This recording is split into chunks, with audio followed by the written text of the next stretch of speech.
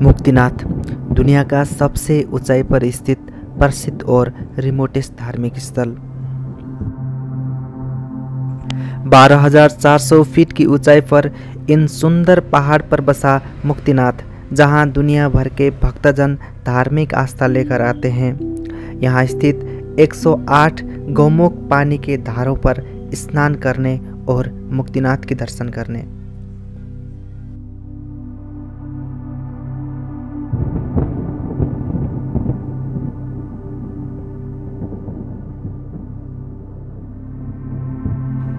यहाँ की हवा में ही ऐसी शांति और शुद्धता है जो यहाँ पहुँचते ही महसूस कर सकते हैं।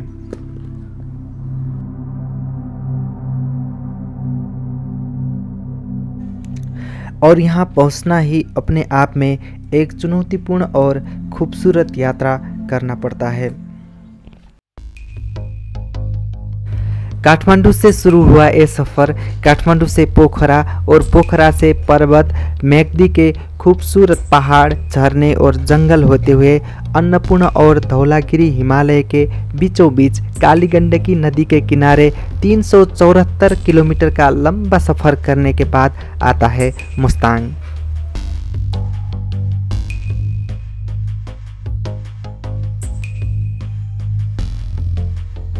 मुस्तांग जिला के कैपिटल से 10 किलोमीटर की दूरी पर है कागबेनी, जो काली गंडकी नदी के किनारे में बसा है और इसे मुक्तिनाथ का एक पार्ट भी माना जाता है। कागबेनी से 17 किलोमीटर मोटरेबल रोड जाता है मुक्तिनाथ मंदिर की ओर।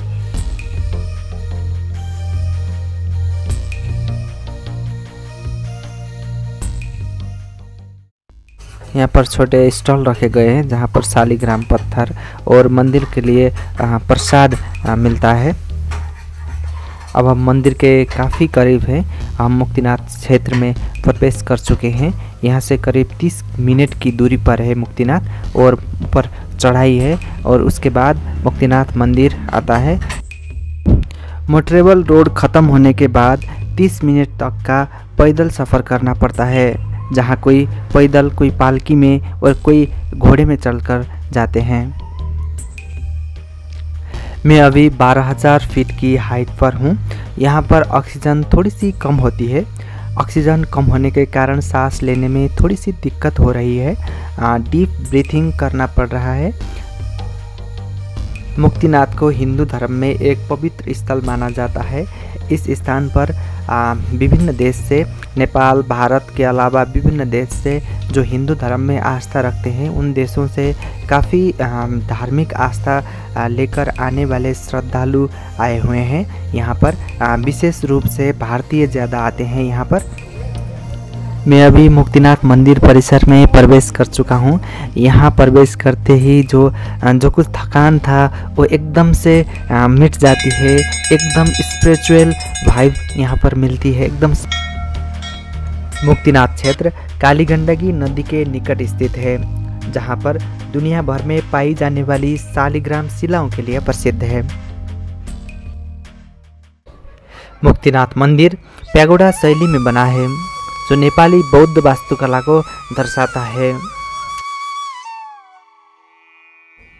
मंदिर परिसर में 108 गौमुख पानी के धारे हैं। इन पवित्र धारों पर स्नान करने से शरीर शुद्ध होने के साथ साथ मोक्ष प्राप्ति होने की धार्मिक मान्यता है।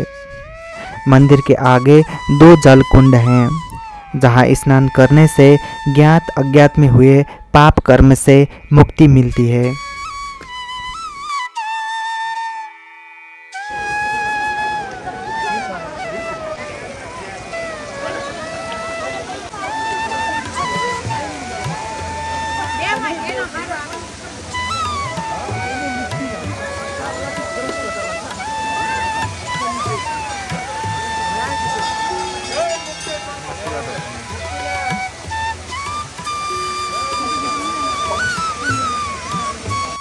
इन धारों पर आने वाली पानी जो है वो ग्लेशियर से आती है, इसलिए ये पानी एकदम से ठंड रहती है।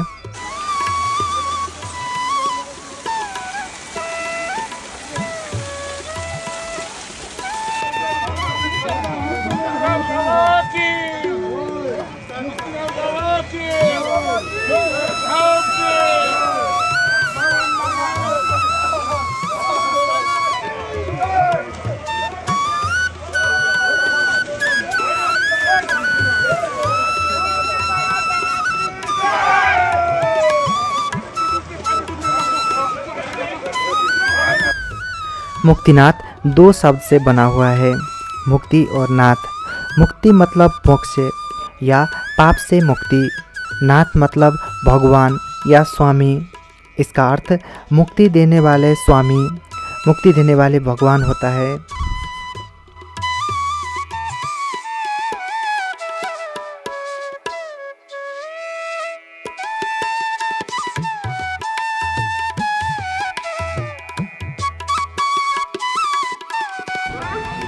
हिंदू और बौद्ध दोनों ने आस्था रखने वाली इस धाम का दो अलग अलग धार्मिक मान्यता हैं।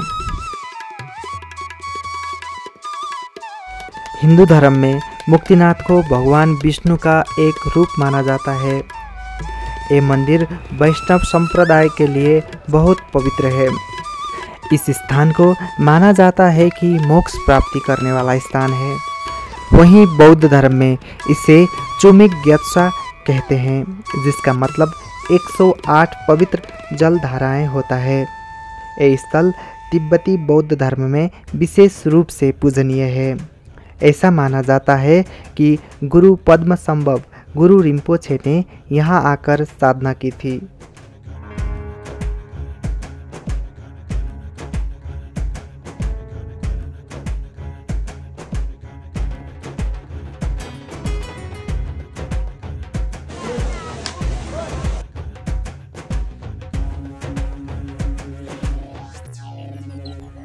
बरहा पुराण और भागवत पुराण जैसे ग्रंथों में हिमालय क्षेत्र के कई तीर्थों का उल्लेख है, जहां विष्णु जी के 1 से 8 देशम स्थित है। मुक्तिनाथ को इनमें से एक अत्यंत पुण्यदायक और मोक्ष प्रदान करने वाला तीर्थ बताया गया है। इसके अलावा शालिग्राम शिला सिर्फ काली गंडकी नदी में पाई जाती है, जो मुक्तिनाथ के पास बहती है। ये शिला बिना किसी मूर्ति निर्माण के स्वतः बनी हुई भगवान विष्णु की प्रतिमा मानी जाती है। इसका उल्लेख गरुड़ पुराण और स्कंद पुराण में भी है।